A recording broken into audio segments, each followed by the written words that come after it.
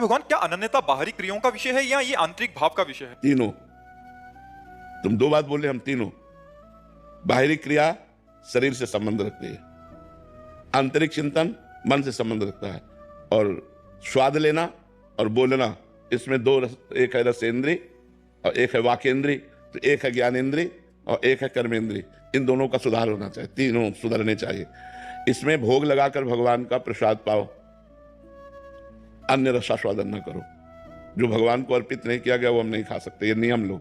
और वाणी से भगवानी गुणानुकथने, भगवान के नाम कीर्तन करो, नाम जप करो, जब चर्चा करो भगवान की चर्चा। बोधयंता परस्परम कथयंचित माम नित्यम तुष्यंति च रमन्ति च, मेरी ही चर्चा करो, उसी में आनंदित हो। तो वाणी समर्पित, और क्रियाएं अगर भागवतिक हैं तो तन समर्पित, और चिंतन आपका ठीक है तो मन समर्पित। आप समर्पित तो हो ही गए, फिर आप शरणागत तो हो ही गए। तो तन मन वचन ये हमें भगवान के चरणों में समर्पित करना। गुरुदेव, स्वभाव में सहजता भी इसी से हो जाए। जब भजन करेंगे तो भजन का जब हमारा ये तीन समर्पित होगा तो जो कारण शरीर है वो स्वभाव है वो अपने आप परिवर्तित हो जाएगा।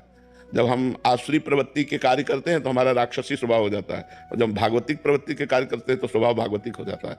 जैसे आप हमारा अहित करें, आप हमारा मंगल करें, लेकिन हमारे हृदय में इतनी ताकत नहीं कि हम आपका मंगल सोच सके, नहीं है। आपका मंगल हो सके इतनी ताकत नहीं। स्वभाव बदल गया ना, स्वभाव पे असर पड़ा ना।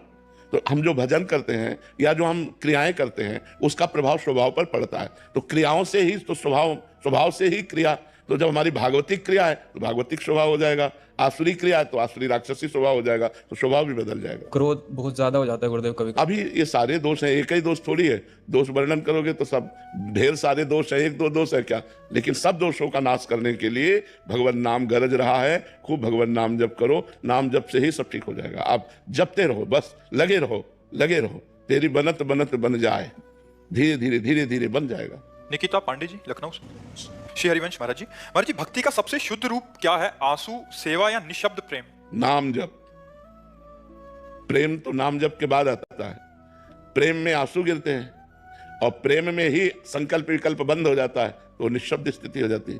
मूल प्रेम मूल यह नाम है, प्रेमी रसिक जपत यह नाम, प्रेम मगन निज बन विश्राम, श्री हरिवंश जहां है।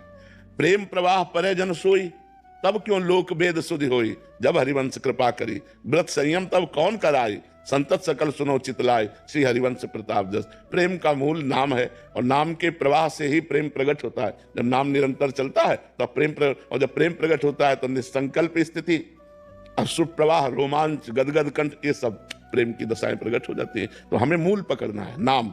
निरंतर नाम जब हो सके, इसलिए सात्विक भोजन पाना है।